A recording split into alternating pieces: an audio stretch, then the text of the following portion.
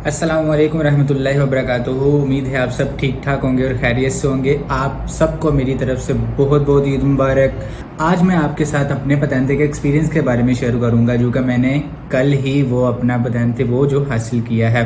तो आज मैं आपके साथ अपना एक्सपीरियंस शेयर करूंगा कि जो मेरी जर्नी है वो स्टार्ट से लेके एंड तक वो किस तरह की रही है। तो आज मैं आपको सारी इन्फॉर्मेशन दूंगा। तो चलिए स्टार्ट करते हैं।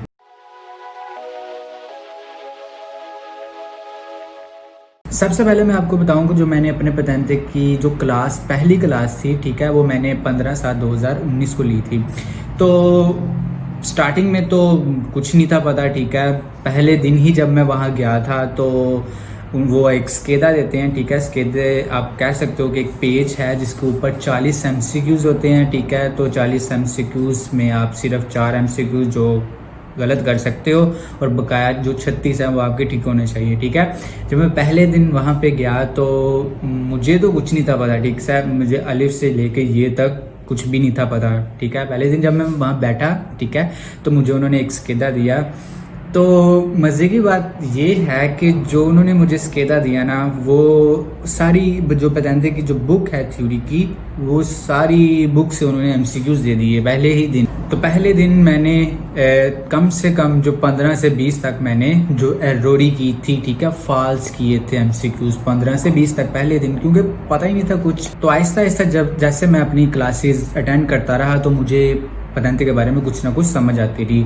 अब मैं आपको अगर दिखाऊं, वो 2 बुक्स आपको देते हैं जब आप इस्क्रिप्शियोने पढ़ते हो, ठीक है। जब आप अपनी क्लासेस शुरू करते हो, जो अपने फीस देते हो, जो उनकी जो फीस है जो मैंने दी है, ठीक है, वो 250 यूरो थी, ठीक है, 250 यूरोस, ठीक है। तो वो आपको 2 बुक्स देते हैं।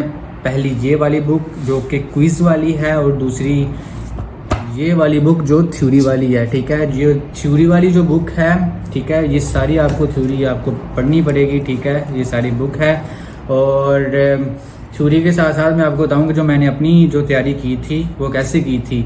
अब यहाँ पे देखो कि मैंने साथ साथ हाईलाइट भी किए अपने जो वर्ड्स थे जो मुझे डिफ़िकल्ट लगे थे, और उसके साथ साथ मैंने वर्ड्स मीनिंग भी लिखे। स्टार्टिंग में आपको इटालियन की ज़रूरत होगी। अगर आपको बेसिक्स के बारे में पता है इटालियन की, तो आप आसानी से MCQs भी कर लेते हो। और उसके साथ साथ मुझे एक और एज था कि थोड़ी बहुत मैंने इंग्लिश भी पढ़ी थी। जब मैं यहाँ पे आया था तो मैंने अपना कोर्स जो किया था दिरसा में दिया, उसके साथ साथ ही मैंने एक अपने इंग्लिश का भी कोर्स कर लिया था जो कि कैम्ब्रिज यूनिवर्सिटी की तरफ से होता है, ठीक है। BUNO मैंने किया था, तो इंग्लिश का भी मुझे एज था। तो उसके साथ साथ मैंने जो मुझे वर्ड की नहीं समझ आती थी तो मैं उन्हें ट्रांसलेट कर लेता था। तो मैंने पहले इस बुक को फिनिश किया। इस बुक को फिनिश करने के बाद फिर मैंने ये वाली जो MCQs वाली बुक है, फिर मैंने इसे फिनिश किया। अब यहाँ पे आपको मैं बताऊं कि स्टार्टिंग में जैसे मैंने आपको बताया कि मैंने इतनी एरोरी की थी, ठीक है। और अगर आप चाहते हो कि आप एरोरी कम करो, आपको ज़्यादा कम वक्त में आप ज़्यादा सीखो, तो ये आपके लिए टिप बहुत ही मुफीद होने वाली है, ठीक है, बहुत ही हेल्पफुल होगी। कैसे? मुझे पता चला कि जैसे जैसे मैं अपनी क्लासेस अटेंड करता रहा तो वो हर क्लास में आपको स्केदा देते हैं, ठीक है। आपको मैं थोड़ा सा बता दूं, यहाँ पे ये वाली बुक है ना, जो ये है A से लेके K तक, ठीक है। जो स्केदे हैं वो A से लेके K तक हैं, ठीक है। और A में आपको मिलते हैं ना 18 स्केदे, ठीक है। 18 जो मशकें आपको करनी होती है वो आपको सिर्फ एक A में मिलती है, ठीक है। लगा लो कि यहाँ तक A है तो A तक आपको जो 18 जो यहाँ पे एक्सरसाइजेज हैं वो आपको करनी है। और इसके साथ साथ के B में भी आपको 18 मिल जाती हैं, C में भी 18 जो आपने जो MCQs करने होते हैं। और लास्ट पे जो 2-3 बच जाते हैं, जैसे लास्ट पे K था ना, तो K में आपको 10 करने को ही मिलते हैं। अब फर्ज किया, ठीक है, फर्ज किया कि आप जाते हो पहले दिन, आप वहां जाके आपको मिलता है जो आपका स्केदा है वो आपको मिलता है A वाला, ठीक है। आपको A वाला वो देते हैं। अगर आपको A वाला स्केदा मिलता है तो आपको तो पता चल गया कि आपने आज A वाला किया है, तो ऑफ कोर्स वो कल फिर B वाला ही देंगे ना, ठीक है। अगर आपने आज A वाला किया है तो कल वो आपको B वाला देंगे। तो आप करोगे क्या? जब आप A वाला करके घर वापस आओगे ना, तो तब आप जो तैयारी करोगे वो B की करोगे, ठीक है। आपको पता है कि कल वो B का स्केदा देंगे, तो B में अगर 18 एक्सरसाइजेज हैं तो फिर आप सारी जो B की एक्सरसाइजेज हैं वो कर लोगे। ठीक है। वो आपको एमसीक्यू सिर्फ इसी में देंगे, वो सिर्फ आपको बोलेंगे कि जो थ्योरी है ना वो आप घर खुद बैठ के करो। वो आपको बोलेंगे जो थ्योरी है वो घर खुद बैठ के करो, वो वहाँ पे आपको थ्योरी नहीं करवाएंगे, ठीक है। तो आप ये वाले जो एक्सरसाइजेज है एमसीक्यूज ये करोगे, ठीक है। और बी वाला आप स्टार्ट कर दो, क्योंकि कल बी वाला ही है। बी के सारे 18 कर दो और आपको आंसर सारे के पता चल जाएंगे और वहां पे आपको एक स्केदा मिलेगा, तो आप वो स्केदा फुल कर लोगे। तो आप एरोरी भी कम करोगे, ठीक है। आप फॉल्स कम करोगे, आपके टू ज्यादा होंगे। क्यों, इस तरह भी आप इम्प्रूवमेंट कर सकते हो अपनी। और ये 2 बुक्स होती हैं, मैंने अपनी तैयारी में ये 2 बुक्स, ठीक है, इन्हें मैनेज किया, फिर टाइमिंग मैनेज की। तो अपनी तैयारी में मैंने ये वाली 2 बुक्स इन्हें स्टडी किया, इसके साथ साथ मैंने यूट्यूब से वीडियोस देखी और मेरे मोबाइल में एक एप्लीकेशन थी क्विज वाली, तो मैंने अपने मोबाइल से क्विज वाली एप्लीकेशन से भी बहुत अपना जो तैयारी वो की, ठीक है। तो इस तरह जो मैंने अपनी तैयारी की थी थ्योरी की, वो आपको मैं बता रहा हूँ। और जब आप अपने थ्योरी का एग्जाम पास कर लेते हो तो वो आपको एक फोलियो देते हैं। उसी दिन नहीं देते, वो अगले दिन जहाँ पे आप अपना कोर्स करते हो वहाँ पे वो फोलियो रोसा आपको एक दे देते हैं, ठीक है। तो वो फोलियो रोसा आपको देते हैं कि आपने थ्योरी का एग्जाम पास कर लिया है, तो वो आपको अपने पास ही रखना होता है। तो वो आपको प्रैक्टिकल के एग्जाम के दिन शो करना होता है, ठीक है। वो आप संभाल के रखिएगा। तो जब मुझे लगा कि जो मेरी थ्योरी की तैयारी है वो आहिस्ता आहिस्ता इम्प्रूव हो रही है, तो उन्होंने मुझसे 2 या 3 मरतबा पूछा था कि तुम जो एग्जाम है वो देना चाहते हो थ्योरी का कि नहीं। तो मैंने दोनों दफ़ा तो मैंने रिजेक्ट कर दिया। तो मैंने बोला कि अभी मेरी तैयारी नहीं है, तो मैं अभी एग्जाम नहीं दे सकता। तो 7वां महीना था जुलाई का, जुलाई, अगस्त, सितंबर, अक्टूबर और नवंबर, ठीक है। नवंबर तक मैंने जो अपना एग्जाम है वो नहीं दिया था। तो उसके बाद जो डेट आई वो थी जी 14/11/2019। 14/11/2019 को मेरे थ्योरी के जो एग्ज़ाम थे, तो मैं थ्योरी का एग्ज़ाम देने गया वहाँ पे। तो थ्योरी के एग्जाम जब आप देने जाते हो, वो आपको एक स्क्रीन होती है, स्क्रीन पे 40 एमसीक्यूज होते हैं और टच स्क्रीन होती है, आपको 40 ट्रू फॉल्स करने होते हैं, ठीक है। तो जब मैंने अपना वो सारा कंप्लीट कर लिया, और एक मेन चीज़ जो मैं आपके यहाँ पे बताना चाहता हूँ कि 40 एमसीक्यूज होती हैं और 30 मिनट्स होते हैं, ठीक है। 30 मिनट्स में आपको 40 एमसीक्यूज करने होते हैं। 30 मिनट, अब अगर आप 40 पे डिवाइड करो 30 को, तो 1.3 मतलब कि 1 मिनट और कुछ सेकंड आपको मिलते हैं एक एमसीक्यूज करने के लिए।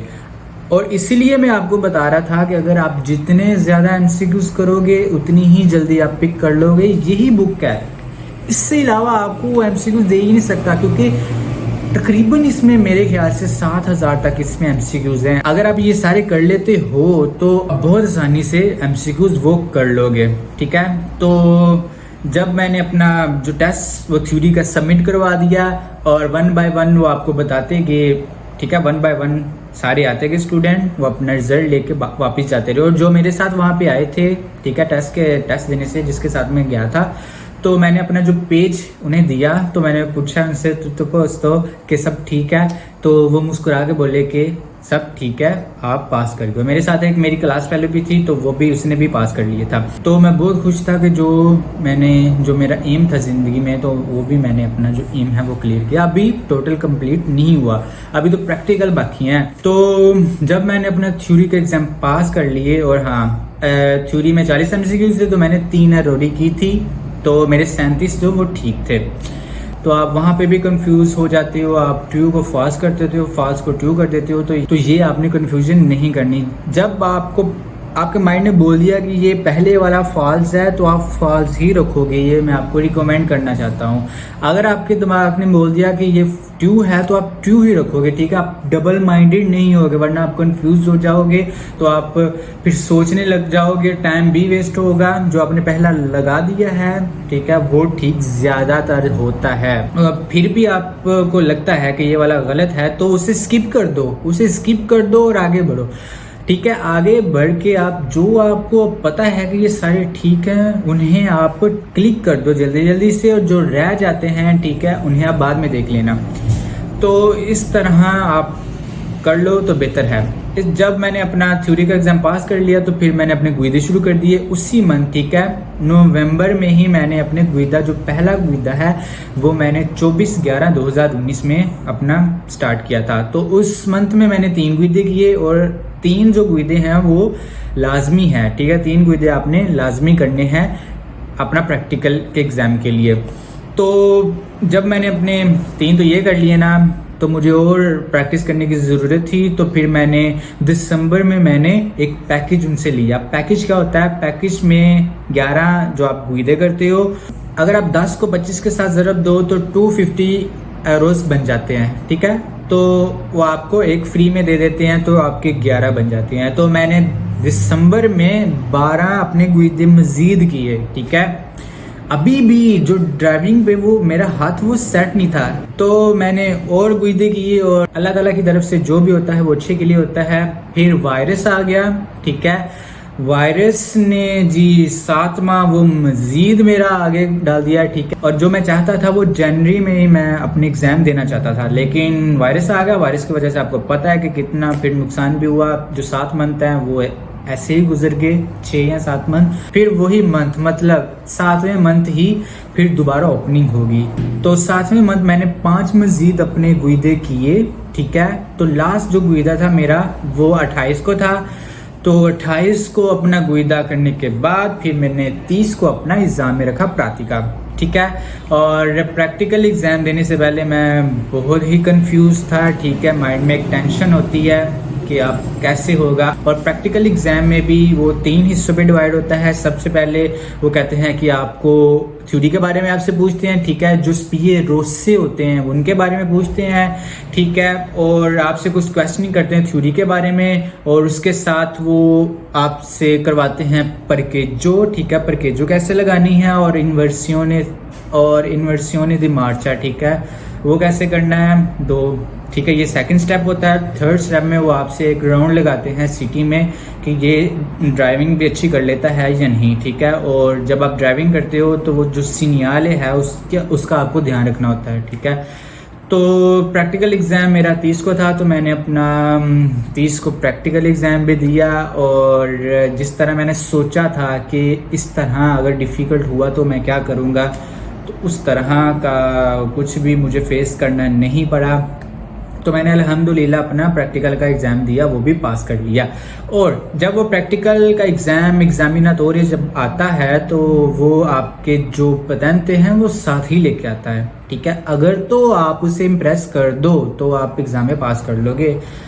अगर आप कंफ्यूज हो जाते हो तो कंफ्यूज तो बिल्कुल नहीं होना, ठीक है। प्रेशर तो होता है, आपने कंफ्यूज नहीं होना। कंफ्यूज की जगह आपने कंसंट्रेशन आपने अपनी ड्राइविंग पे लगानी है, ठीक है। आपने कंसंट्रेट करना है उन चीज़ों पे, कंफ्यूज नहीं होना, ठीक है। कंफ्यूज तो आप होगे, तो कंफ्यूज की जगह आप कंसंट्रेट कर लो तो वो अच्छी बात है, ठीक है।